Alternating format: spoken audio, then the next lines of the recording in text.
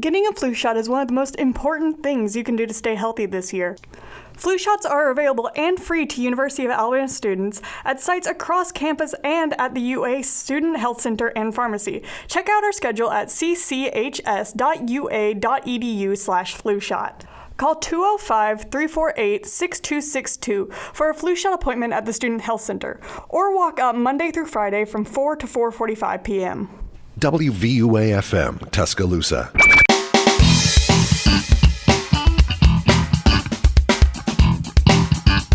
Happy Sunday, y'all. You are listening to Fit2BTide with Sheena and Whitney on 90.7 The Capstone, and I feel so lame every time I do this at the beginning of a month, but I'm like, oh, it's March. It is March, and I have my first bug bite to prove it, because as we came in, I was like, man, I think I got bit by a mosquito, because they are, like, alive and cracking. Yes, they are. The weather recently has been weird, okay, because... well, obviously, like, everything happening in Alabama, but then there was, like, snow blizzards in California. What? Yes, I saw a video, I think it was in Pasadena. There was this, like, family trying to figure out how to get their car out of the snow. It was weird. That's crazy. Yeah, I've kind of taken a back seat to anything national news. I'm just going to say I'm purging, so...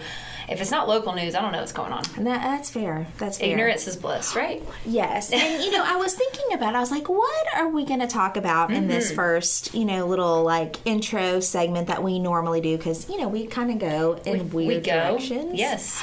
But on the drive over to the studio, I had this epiphany, and I was like, I'm going to talk to Whitney about this because we're the same age. And I don't know if your high school has already coordinated this, but I remembered that I had not bought tickets yet for my 20-year high school reunion. See, here's... It's happening in June, and I have all the feelings, and I don't know. And then I asked Terry a couple weeks ago if he wanted to go with me, and he said no. So for any Do you of want my... me to go with you? Or just kidding? Maybe. Ooh, that would really throw everyone for a loop. Yes, it would. Yes, it would. But, okay, so what are your thoughts? Well, here's the thing. This? I didn't go to my 10-year, and then I don't think we had, like, a 15-year. Yeah. But see, I'm not on Facebook. Yeah, and so everything... Now, I do have friends that would probably text me and be like, hey, are you going to go? You should probably do this. I'd be like, I don't know. I would maybe go to 20-year. I think 20-year is kind of cool. I think 10-year is like that moment where either, you've made it big or you haven't. I don't know. That's how I think about it. It's like a movie. But like 20-year, we're all kind of at the same point where we're like, we're just getting through life at this point. Yes. You know what I mean? So I feel like 20-year, I would maybe go to that. Okay. I would maybe go to that. But I'm not on Facebook, so I'm not going to know if it happens. Well, see, and the thing is, like, social media kind of ruins it because there's no surprise of what anybody's up to because I can't have this Except whole... for me. Just kidding. True. I can't have this, like, Romy and Michelle high school reunion moment where... I make something up that I'm doing. They're like, actually, no, I saw on Facebook that you're doing XYZ instead. Yeah. I mean, it's right. Yes. I thought about that, and you and I were both married to our older men, and my older man had his 25-year reunion. Maybe it was last year. I can't remember. He did not go to that. He didn't. He was his class president. He didn't even go. Did not coordinate it. None of the things. See, I don't know about mine. I don't know. Why talk about that. I mean, we're not really into all that kind of stuff, but I would go to 20. Yeah. So if you're listening and we went to high school together, send me a text. Yeah. and I'm okay if my husband doesn't go. I'd love for him to go because I just want to be like, look at my fancy man. Right. But then I don't want him standing there having to listen to me talk about lame things with high school friends. I don't remember much really about high school. Yeah. I just don't. It's been so far away, like long ago, that I remember more about college, I think, but sure, I'd go. Yeah. I don't even know if I'd recognize people, to be honest. No, I think just the whole, 20 years sounds really scary. And then you also hear about, different movie anniversaries that I don't consider to be old movies. And I'm trying to think of, some different ones. I feel like American Pie is one of those, of course, that was a little bit before our time, I think, but I feel like it's one of those classic movies that you watch when you're, in high school, because Jason loves that movie. That's, one of his favorite movies. Yes, he's such a, yeah. Anyway, I don't know about Terry, but Terry might keep it a little cleaner with the movies that he watches. I don't know. I don't know. Anyway. What a great show. Yes. Okay. So we're not talking about teenage raunchy comedies today, right. nor anything else related, high school wise or whatnot. But we do have a great show for you today. Yeah, we do. March is always a big significance when it comes to our show programming, and I'm just going to teach y'all for a second because we've got to take a break, and then when we come back, we will introduce our guests, introduce our topic, all the things. But y'all, you're listening to Fit2BTide with Sheena and Whitney on 90.7 The Capstone. WVUA-FM, Tuscaloosa.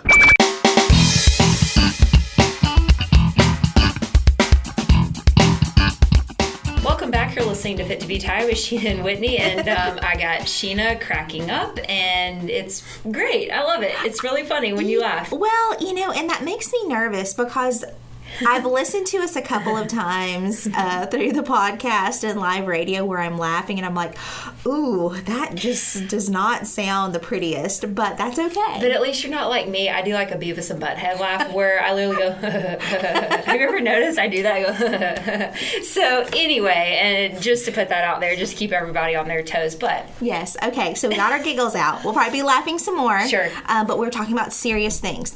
So serious thing coming up. So March is National Nutrition Month. Yeah. So for me as a dietitian, that's always kind of my bread and butter in terms of programming, all the things. I'm kind of off of this high of Body Appreciation Week / National Eating Disorders Awareness Week. Which was great, by the way. Thank you. You did a great job. I enjoyed teaching yoga to our small but mighty group of at Gorgas Library. It's always fun to do yoga in Gorgas. It was fabulous. Yeah. No, the programming was good. Like, we had a lot of different things going on, and one of the bigger events that we had, it was sponsored by University Programs and the Counseling Center, and it was this self-care event at the Student Center. We had, over the course of 4 hours, over 300 students that stopped by and did the stations and all the things. So that's always fun. So I appreciated that. But now we're in Nutrition Month, and so we wanted to make sure that we brought on a nutrition-specific guest today. And, Whitney and I, if you've been listening to us this semester, you may have noticed it also in the fall, we've been doing a little less guests on the show. Yeah. We've been very strategic with it. So when we are bringing guests, we're very intentional with it.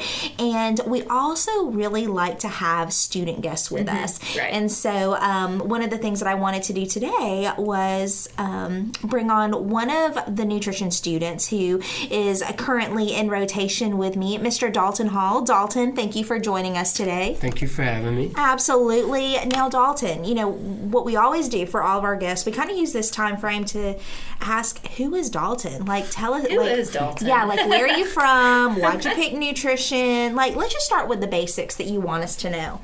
Okay, so my name is Dalton Hall, like Sheena said. I'm from Athens, Alabama, so it's about 30 minutes south of Tennessee, but also 30 minutes north of Huntsville. So it's about 2.5 hours away from Tuscaloosa. My major is nutrition, and I have a minor in psychology. Cool. Because I thought that was super interesting, but then my very first class in college, she told me, don't ever get a bachelor's in psychology because you'll never get a job. So Great. You're like, awesome. Yeah. What a pep talk. Yeah. And some of the things I like to do, I like to work out a lot. I like to go to the steam room. I go to the sauna all the time when I can. At the rec center? I used to, Yeah. but Too crowded? the apartment I have has one. Yeah, Well, so I don't know if I can ask you what apartment. I don't.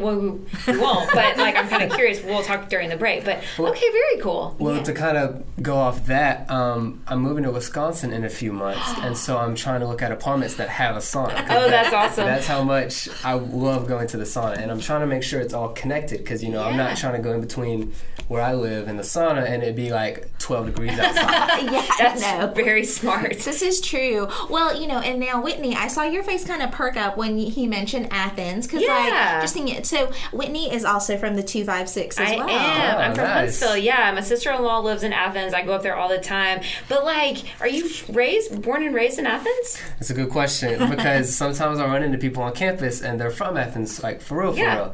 And I'm not for real from Athens. No, I was going to say, what's this accent I hear? So, well, I mean, I am born here. You're from Alabama? Yeah. Okay, you've got a little, I don't even know how to place it, but you got a little, there's some regional, Jersey-ish, possibly New York-ish type of feel. Yeah. Yes. I've heard of a bunch of northern places that people think I'm from, but one time I was at the dining hall here, and someone did say they thought I was from Australia. Okay, I think I don't know about that. My roommate is from the UK. So I don't think he was there, but something was going on. I was like, "There's no way you thought I was from Australia." You do not have a Southern accent at all. I will say that you don't have an Australian accent. It's kind of like Jim Carrey and I put another shrimp on the barbie. That's what I feel like. There was a miscommunication there. But anyway, you don't have a Southern accent. Anyway, okay, so from Athens, but you're moving to Wisconsin. That's crazy. Are you going to grad school, or are you just changing up things? I just got a job before the fall semester, so it was nice going into my senior year and not having to worry about what I'm doing after I graduate. Yeah, he has a dream scenario. I don't even exactly, you told me what you were doing, and then honestly I kind of zoned out in the office, so I need you to tell me and our listeners again. So it's with this company called Epic, and I hope no one that works at Epic is going to hear this. I always preface this by saying it doesn't sound like the most exciting job. So it's a company that provides healthcare software. So they apparently provide it for 75% of the country. So it's a little bit over 200 million people use this software. So that's cool. Well, congratulations. Thank you. You're graduating and you're set. So what more could you ask for? And you're moving to Wisconsin where they have cheese. Here. Yes. And I'm worried about their accents, because I've heard it a few times on shows where I hear their accents and I start making fun of it, and then I'm I'm going to be surrounded by people with these real accents. I had a coworker, and she was from Wisconsin, and she had that heavy accent, very loud. And it was kind of funny. It was almost like how people kind of Northerners will make fun of someone with a Southern accent. That's how I viewed it in my head with her accent. And I was like, man, I'm just being so stereotypical right now. But it was kind of funny. But yeah, okay. So you like to work out. What do you do to work out? What are you into? Just normal weightlifting. I have this kind of philosophy where I do things that are fun. Okay. So I'm not on any sort of program. Love it. But I also make sure to keep a healthy balance with still challenging myself. I'm not doing things that make me not want to go to the gym, or this next set is going to make me want to leave super bad. So the second I stop enjoying myself, I'm gone. I feel like more people could adopt that type of workout or philosophy, because I feel like sometimes, at least because I'm in the fitness world, people get so burned out because they make it such an obligation that they have to go do this thing, when really it should be something that's enjoyable physical activity. So I like that. I like that a lot. And I know, Dalton, you mentioned your minor being in psychology, and then kind of getting that feedback about, don't get your bachelor's in psychology. So what exactly made you choose nutrition, or got you interested in that, or discovered that could even be a major? So I came from a community college, and so I knew I was going to come to Alabama, but I had no idea for what. And so I was lucky, and I got a full tuition scholarship. So because at that time I was also thinking about do I even want to keep going to college? I kind of want to start just traveling and just having fun in life. And so I was like, well, I got to make use of this scholarship. So what I'm going to do is I'm going to smart guy choose a major or a degree that you have to go to college for, because business is interesting, advertising, marketing, stuff like that's interesting, but people can get into it without a degree. So I wanted something that is blocked by the degree. It's college degree specific.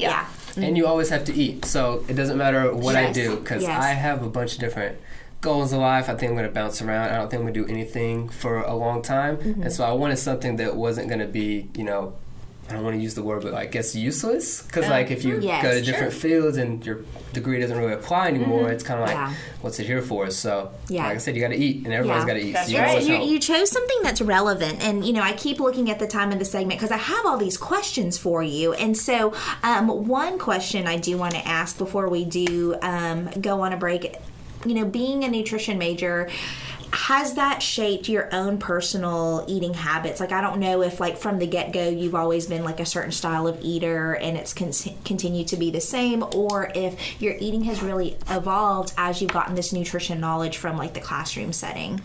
Yeah, it's changed things. One major thing I do now I've never been a person that eats breakfast, so instead of skipping breakfast now, I just only eat fruit. So it's really easy to just get that in. And I usually work out early in the morning too, so it's really easy to digest and it's real light.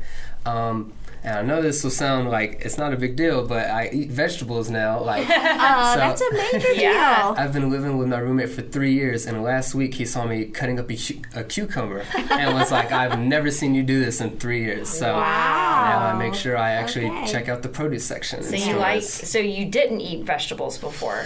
It was more of like I'd get a can of green beans and heat them up. Like, I didn't buy anything fresh. Yeah. Well, I like that you have that perspective. I know that the job you're going into in Wisconsin isn't necessarily something where you're going to be doing this, one-on-one nutrition counseling or whatever else, or at least not right now.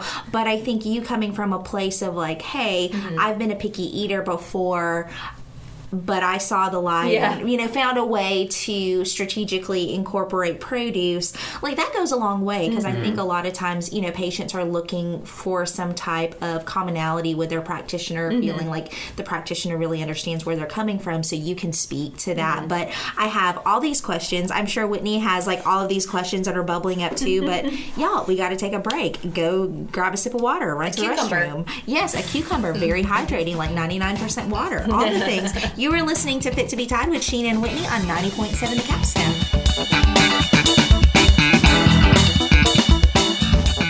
WVUA-FM, Tuscaloosa.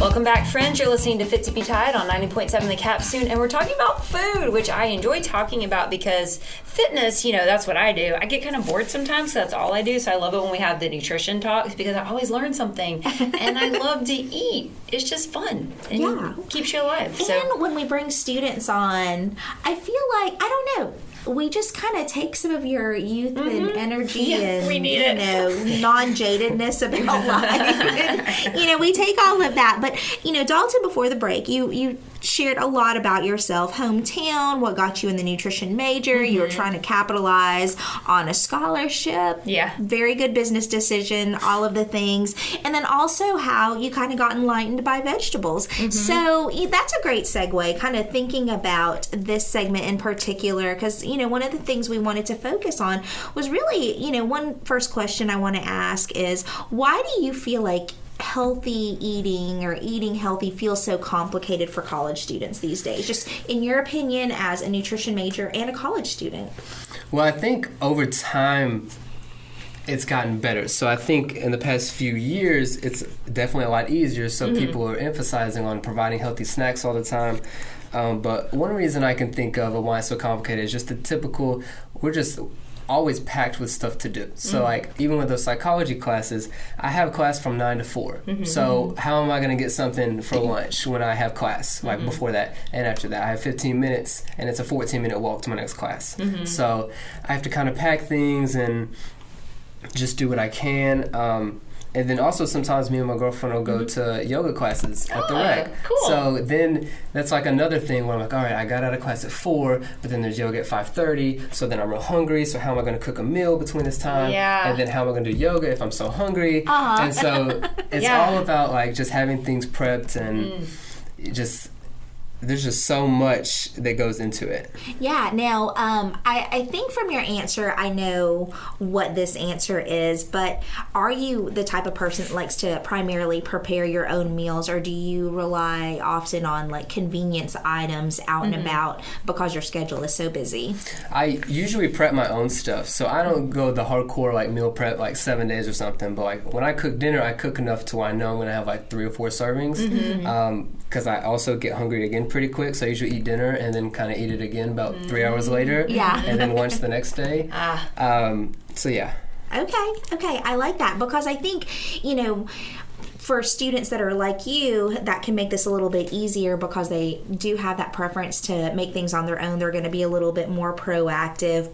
But we also know, like, a good majority of our students that aren't that way, and then they are having to rely on those convenience items. And I feel like something about the healthy convenience items, they're there, but not always so obviously, I think, and especially if we're not being responsible with our hunger and we're kind of in hangry mode, those impulsive choices end up erring on the side of, you know, kind of picking with our eyes versus our stomach or whatever else. I don't know. What are y'all's thoughts on that? Well, I was just thinking about, you know, you being in college and, you know, going to a yoga class, going to regular class, working out, doing all these things. Like, what's your go-to thing? I totally just like disregarded what you just said. In my head, I was like, I just decided I wanted to ask this question. But, like, what do you like to cook? Like, what are your go-to meals to cook to, like, kind of help you stay sustainable? And, you know, I mean, you have, like, a favorite thing? I do. It's not the healthiest thing, though. That's so okay. I mean, sometimes, you know. It's my favorite thing is tater tot casserole. I learned that from my mom. Could you do veggie tots? No, I could not. I'm sorry. So we don't go that far with the veggies. Okay, I need to know what goes in your tater tot casserole. Right. I feel like I have seen like videos and reels of people making these things. So what's in your tater So tot I casserole? keep mine real simple. That's why it's my favorite meal as a college student. Okay. I just cook some ground beef and then mix it with some cream of celery. Okay. And just coat it with a layer of shredded cheese, whatever flavor you want. And then just some tater tots. Okay. And then it's just in the oven for 35 minutes. So it's it's perfect as a college student because it's really easy, it's really fast. Yeah. When I tracked it, I think it's around 2,000 calories and like 80 grams of protein. Okay. And then while it's cooking 35 minutes in the oven, I have time to go take a shower. So You're everything smart is with very your time. measured I out. like that. I like that. I feel like you're the realest nutrition student we've had on, and I will say that we predominantly had females, because a lot of times I feel like the personality of some of our female nutrition students, it's been, I make this like perfect salad in the mason jar, and it's like packed and ready to go, and then these overnight oats. Yeah. But I think also too, what I'm hearing from your answer is that convenience, you're thinking about time, it's probably cost effective as well. So I think those are all wins, and when we think about being practical in our nutrition, you're hitting all those components, Did you find that? Well, no, you said your mom used to do that for you guys. So is that on social media? Is that like a thing too? Cause like where people make these casseroles that are like super easy? Because I know casseroles like in the South, that's just what we do. It's like we just throw stuff in, pop in the oven, like, oh, you got a meal, and then it's like done. But like, is there like casserole recipes right now like trending on the social medias? I'm not on the TikTok, but then I hear people say like, oh, I just made like that TikTok spaghetti last night, and I'm like, I don't know what makes a spaghetti a TikTok spaghetti. What's trending right now? Do you know anything? I know I don't know if it's the TikTok spaghetti, but there's some Gigi Hadid like vodka pasta something that I know that was blowing through TikTok, and everybody that I know that has tried it says it's amazing. Really? Okay. I have to figure out what that is, because I love pasta, and if it's the vodka cream sauce, I really do love it. It's not like the best sauce for you, but it's pretty tasty. And I've seen another one where you put it all in a baking dish, and then it's like little grape tomatoes and the feta blocks of feta. That's good. And I then made that. Noodles. Was it good? It's very good. Okay. Well, the only thing about it is feta is so salty. You don't have to salt it. Like literally, you get your tomatoes, you put your block of feta in, you do like garlic and whatever spices, usually like Italian spices. You don't need any salt. And then once it's done, you mix it up, and then you put it's really, really, really good. Like once you mix it up, you make your noodles, you pop the noodles in, mix it up, put it in the oven for a little bit longer.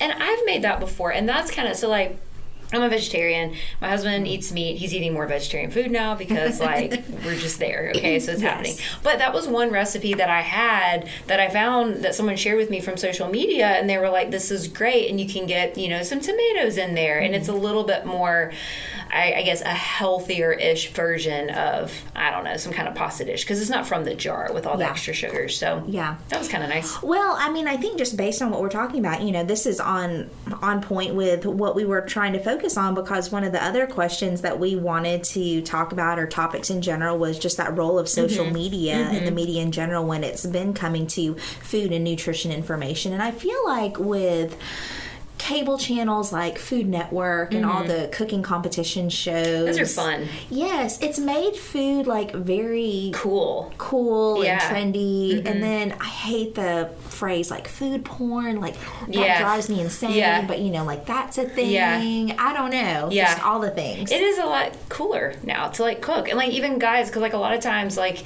it was always like, oh, girls mostly cook, but now like there's a lot of like male representation in Food Network and cooking. I think it's cool that you cook things, and it's just like you got to make food. Yeah. Do you and your girlfriend cook together? We do. It's awesome because I take the meat portion of the meal, which I like to do, and she takes the dicing of vegetables and stuff, which I don't like to do. I was just about to say, I'm still trying to venture into, if I see a recipe that says dice this or slice this stuff, that I don't keep scrolling. Because usually I'm not going to mess with it. When we get to like 5, 6, 7 ingredients, I'm like, all right, we're going too in-depth for me. Yeah. I did buy a mandolin, like one of the slicers. Did you? I've used it once. I have a former coworker. Do you remember Walter Colas? His wife, she recently chopped part of her finger with a mandolin. See, I don't use it. It makes me nervous. Yes. Anyway. So they're living in Atlanta, so I don't know if they listen to the show. Sorry. They could listen to the podcast, but sorry, Jessica. But yes, so, but I feel like it would be so helpful. Okay, Dalton, I'm going to get back on task. So thinking about just your experience and, knowing that there are some obstacles to eating healthy, what would be your elevator pitch to another student just to kind of get them started on like, dude, I just want to start eating healthier. Like, how do I start? Like, what would kind of be like your number one piece of advice? So some of the things I tell friends is that, of course, get the fruits and vegetables, but one of the main things to keep in mind with that is the more colors, the better. One thing, or in addition to that, is I also tell them if you're going to focus on any one thing, I would say like green leafy vegetables are really good, because a lot of research has shown that like stuff like spinach and kale and lettuce have a lot of good effects like for your brain and stuff. And I also tell them to actually measure it out. Like it's one thing to look at it and think that's a cup, but when you really put a cup of vegetables on your plate, like you don't have room for a whole lot else. And you're supposed to be having like 3 or 4 servings of that and fruit a day. And so, like, really just having to be able to visualize that. It's a lot more food than you think. Bringing that awareness. I really like that, because I think, we do kind of eyeball portion sizes, and then they could be totally off base. And so those are great. I mean, I couldn't do better with those recommendations, so thank you. But now it's time for a break. So you're listening to Fit2BTide, and we will catch you on the flip side. WVUA-FM, Tuscaloosa.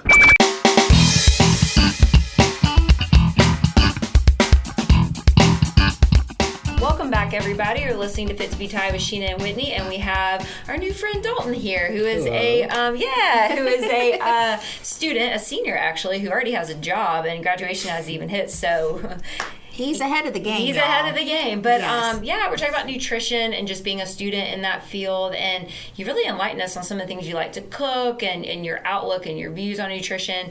And so I know on our little cheat sheet here, we have that obviously we are celebrating National Nutrition Month. And the theme, guys, this is cool. Fuel up for the future. Yes. So I thought at this point I would give our listeners a little historical perspective about National Nutrition Month. Y'all know how I like to, or at least Whitney knows how I like to kind of kill some trees by printing all the things. And so I did not realize this, but this is the 50-year anniversary of the celebration of National Nutrition Month. And really, it's an annual campaign that was created in 1973 by the Academy of Nutrition and Dietetics, really just to raise awareness about healthy eating habits, but also to make mention of physical activity habits, too, because even the Academy of Nutrition and Dietetics realizes that we want those things to go hand in hand in terms of the eating and the physical activity. And so, like you said, Whitney. This year's theme is Fuel for the Future.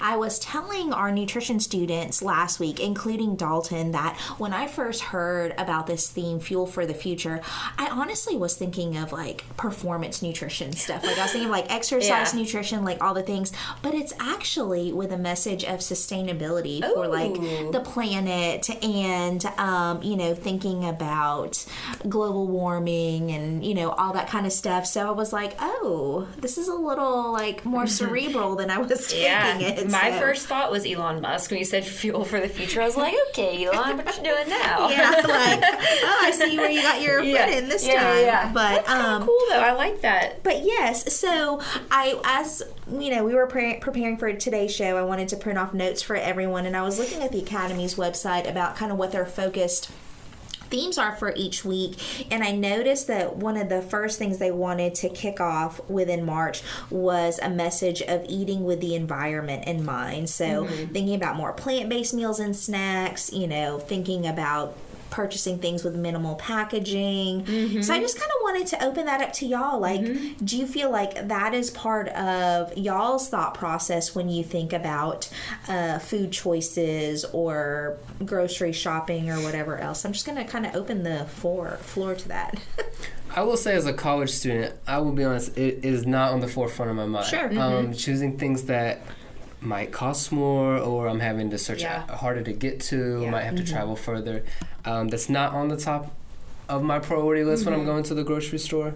Yeah. That's fair, though, because I don't think it was for me either. And, like, I don't think it still is for me now. But one thing that stuck out on this little week one Eat with the Environment in mind is because we're having so many issues with, like, not being able to get certain things into stores, and there's just things going on with the economy. I really like the idea of like growing my own food, especially being a vegetarian. It's like, that's one thing I'm going to do this summer is try, I've done it before, but I didn't sustain it, but try to grow things that I eat often so I don't have to go get it from the grocery store, so that I can control what's actually, the pesticides are going on it. Because I'll try to buy organic, but there's sometimes it just costs more, and so I choose what organically I'm going to buy. Like an avocado, nah, probably not, but like grapes, probably so. So I like that idea, but I do think, I mean, it is really hard, even for like non-college students like me. I go to the grocery store and things are so expensive right now. We don't get fed a whole lot, you know, and I'm just saying, and we want to try to eat healthy. It's really hard to pick foods that, if I go to the store and actually buy what I wanted to eat, I'd be at Whole Foods like every day, and I'd be spending hundreds and hundreds of dollars, but I can't do that. You know? No, you know, one thing that you mentioned, Whitney, with just kind of acknowledging the fact that organic can be so much more expensive. One of the big tips that I often will tell students or other clients that I have is, if you are interested in buying produce that is utilizing organic practices, go to the farmers market and actually have conversations with the farmers about their use of pesticides, because the process to become recognized by the USDA as an organic farm can be very expensive. So for your smaller, like mom and pop establishments, they may be doing organic practices, they just can't necessarily sustain having that title. That's interesting. So they might say, well, actually, we do the same thing that such and such a couple stalls down does that's organic, but we just have chosen not to get that labeling. But these are our farming practices. So that's, you know, a little hashtag pro tip in there. But you're right, you know, a lot of things are expensive right now. On my way to the studio, my husband was like, Sheena, I don't know when it's going to start, but soon enough, I need to start growing our own tomatoes. He's like, I think it needs to happen. And I was like, okay, cool. All right. So I was like, we'll get some chickens in the backyard for our eggs. Oh, yeah. So, but anyways, I've noticed. Also, I will say this, the packaging on foods, like, why is everything in plastic? I know it's cheap, but like literally, what we know plastic is not good for us. Why is everything in plastic? Yes. Okay, sorry. Yes. No, and have y'all noticed water bottles? You know, they've definitely evolved in terms of the amount of plastic that's used. Like now, it's like so thin, like, and it's like very crackly. The Publix. Oops, sorry, I don't know if I can say that, but like, there's a store in the region. The color is green, and the water bottles are very, very thin. Yes. But yeah, it's just the observations that we notice. But I think that if I were to be more intentional with this, especially with the minimal packaging, I'd probably go to the reusable Ziploc bags that are like the silicone or whatever they're made of, versus constantly using the disposable one. So I've been trying to find alternatives with Ziploc bags, and we use so many paper towels. I don't know if it's because I have a 2-year-old and a 4-year-old, and I've seen like the reusable paper towels, and then I have some of like my green mom folks that use a lot of like microfiber cloths, and then they just wash them. You should look into shop towels, like the blue shop towels that you use in the garage. Yeah. They actually are, it's like $1 a roll almost, but they're more heavy duty. Really? And so I don't think people really use them because you don't think of them as like paper towels, but I keep those on hand. So like if the cat throws up, you just like clean it up with that. Yeah. Also, this sounds really gross, but after I like use a paper towel and I've like wiped my hands on it, after I've washed my hands, I'll just like leave it on the counter. Yeah. Like I know it sounds weird, but I'll like let it sit there because if I know I'm going to wash my hands again, why can't I just wipe it off on that same paper towel, you know? And if you used a good hand washing practices, it shouldn't be dirty. It shouldn't be dirty. That's right. That's right. Okay. Well, moving on, I just kind of, we don't have to go through all of these, but just to kind of give a rundown, you know, some of the recommendations are, hey, go see a registered dietitian nutritionist. Like, find out what that is. You know, during National Nutrition Month, that might be the first time someone's ever heard that title before. They might have only gotten nutrition information from like an influencer on TikTok and not a healthcare professional. And then also staying nourished and saving money. So, you know, trying to get people to be intentional with shopping sales, using coupons, you know, planning ahead so that you can kind of bulk purchase and do all the things, eat a variety of foods from all food groups, just like Dalton was talking about. You know, having as many colors as possible. And then also just being intentional with making tasty foods at home. So instead of having this mindset of, oh, I'm going to stop eating out as much, maybe it's a goal of, I want to start cooking at home more. And you have a more positive mindset to what that looks like for you. Or make it like an experience. Like I have a coworker and we're like, I love Asian food, and we were talking about like, she mentioned if you go get like sushi at Publix, how expensive it is, and you're like, literally, why am I paying this much for sushi? And I was like, just make it yourself. And she goes, really? And I was like, it's so much cheaper. Make it yourself, or do like a rice bowl yourself. I think when you're kind of empowered to know that you can actually make those things yourself, it's pretty cool. Yes. I started doing that with margaritas instead of going and getting a whole whole pitcher at the restaurant. I was like, I can go buy all this stuff myself, and for $20, they'll give me like 5 margaritas. Yeah, and probably it's a lot better if you're making it yourself, you know? Yes. So we have like all the tips right now. But no, I think, you know, in terms of National Nutrition Month, as a college student, you know, we always try to think of ways to put this new nutrition information out there that's going to be relevant to them. So one thing I will say about that is that I have Dalton and our other students working with me on how can we get some of these tips for National Nutrition Month into the eyes and ears of our college students. So thinking about social media, I'm relying on them to do the fun reels and the recipe videos, because I don't know if they want to be seeing me with my gray hair, you know, talking about all the things. You know, we got to find the trending audio and all that stuff. But I don't know. I geek out this month because you know, it's about my profession and all the things. But anyways, I think it is time for another break. Dalton, you've been fabulous with us. We want to keep you on for one last segment. So if you're okay with that, we're going to take a break, guys. You're listening to Fit2BTide with Sheena and Whitney on 90.7 The Capstone.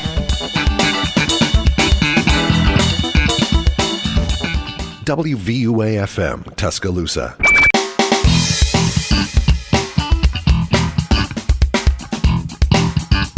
Welcome back. You're listening to Fit2BTide, and yet another great show. And can we just mention that spring break is coming up? Yes. And I am so ready for that because I have a lot of yard work I got to do. No, I was going to ask what you have plans for. My plans are home-based as well. Oh, I am like, Jason's building a shed. I'm like outside on the flower beds. It's happening, people. Oh, man. Okay. Well, Dalton, I doubt your spring break is going to be as awesome as ours, but what are you doing spring break? So one thing I'm doing is about that job that I have. They're actually paying for me to come visit. So this will be my first time going up to Wisconsin. Oh, wow. I'll be doing that half the week and then going to see my mom for the other half of the week. Very cool. Now, I have to rewind back to our first segment and something you said. So you said you're not for real from Athens, Alabama. So where are you for real from? It's more of like a Limestone County, closer to like a Harvest type area. Yeah, absolutely. So I went to high school in Ardmore, which is how I always describe that to people is it's so close to the state line that the main street of Baltimore, one side is Alabama, and you're passing somebody in Tennessee. So it's all the way up there. So then I moved to Athens like at the end of high school and after I graduated. So that's why I claim Athens. Yeah. But when I run into people that are actually from Athens and they start asking stuff, I'm like, okay, You're let's slow down. Wait. Like, let me just clarify things. Hold on a second. I love Athens because it's like there's just so much land up there. It's not like Huntsville, where like Huntsville has so much going on, which is great. But like, if you want to live, like build a house, you need to build in Athens because then you can drive into Huntsville and you got all that space. But that's just my 2 cents. And you've got the Buc-ee's. We've talked about that. And my husband even said, "Do you need anything from the Athens Buc-ee's? Because I've got to go up there for work several times this week, and it's more accessible than the other Buc-ee's in the state." And he explained to me how or why, and I was like, okay, cool. But yes, so we're all, I think, Buc-ee's lovers at this table. So. I do. It's fun. It's great. I went one time, and I felt like I was in one of those Christmas movies where people are trying to get gifts at the last moment. Everywhere I look, there's like 4 people coming this way and 5 people here, and I can't move forward. I can't move to my right. Yes. So there's just people rushing around everywhere. Yeah. It's like Disney World, almost worse. Yeah, like Disney World, NASCAR combo of like. Yeah, the people watching is pretty great at Buc-ee's, I will say. Yes, it is. So, Dalton, we have a little tradition of asking our guests like a random question at the end, and we were trying to remember what we asked Charles, our guest, last week. So I think we had asked him if he had any goals for 2023. So like into New Year's resolutions. Do you have any New Year's resolutions? I don't typically make goals from year to year. I just keep my goals going, I guess. And I think it might kind of go back to that thing I was saying about my philosophy on working out. I just do things that I enjoy. So I'm not like setting any hard barriers, setting any hard things in stone. If I have to do this, I have to do it like that. Like I have places obviously I want to work towards, but I'm not going to set anything up that's going to become rigid in my mind. Everything's fluid. Everything can change. Oh, that's cool. Okay, here's our other question. Because we've asked this last semester, but I feel like if we haven't had a guest on that hasn't had this question, we should just ask it. What gets you hyped? Like, it can be, like, before you go to, like, I don't know, out somewhere, or before you, like, do a big presentation or whatever. It could be, like, a song. It could be, like, a movie. It could be just, I don't know, something. So, I know this is about to sound really dorky, but I've started getting into classical music a little bit. So, have you guys ever seen Interstellar? Yes. Yeah. So, it started with hearing the music from like Hans Zimmer and just hearing his name all the time. So, I was like, there's got to be some other people like Pirates this of the Caribbean. that are awesome. Hello, I'm pretty sure that's Hans Zimmer. Yes. And then there's one that it's this one, I think it's called Lux Eterna or something. Apparently it's from Requiem for a Dream. I don't know the movie. Apparently that's a big movie. But that song, like if I really need to get going, I just put that on. And like I said, I know it's dorky, that it's classical, but like it really gets me going. I think Requiem for a Dream does have some pretty good, intense music. That movie is out there and super weird, so I'm not endorsing it anyway on the radio. But yes, soundtrack is amazing. Interstellar soundtrack is amazing. Yeah, so I like that. That's cool. So that like gets you like instead of listening like metal, you're just like classical. Yeah, my girlfriend hates sharing AirPods with me when we work out. Oh really? That's actually... So you work out to that kind of music? Mm-hmm. Okay. Because I don't need anything to like get me going for real. I'm just enjoying myself, just enjoying the moment. Okay. Just need to hear cool noises. Very cool. Okay. Very cool. Well, Whitney's giving me like the wrap up fingers, but I have a question. Do you know, Whitney, what kind of music does Jason listen to when he's working out? Just out of curiosity. 5 Finger Death Punch. Okay. 5 Finger Death Punch. But I will say, like, I mean, I'm just like the real intense music when he's working out. Yeah. And like Disturbed and like that kind of stuff. But he is a Tupac at heart fan because he, like, growing up, that was when, like, he was Tupac all the way, Bone Thugs and Harmony, like, all that. I mean, he's just, and he also kind of likes little BTS because of me. Sure. But anyway. I just had to ask because I was thinking, I was like, oh, what is But working out Five Finger Death Punch. Okay. Yeah, 100%. Yeah, my husband can appreciate some Tupac, but honestly, if you were to probably get his earbuds, it would be Christian worship music while he's lifting weights. Bless him. So love that about him. But okay, y'all, we're gonna stop the show now. We hope you have a fabulous week. You have been listening to Fit to Be Tied with Sheena and Whitney on 90.7 The Capstone. WVUA FM, Tuscaloosa.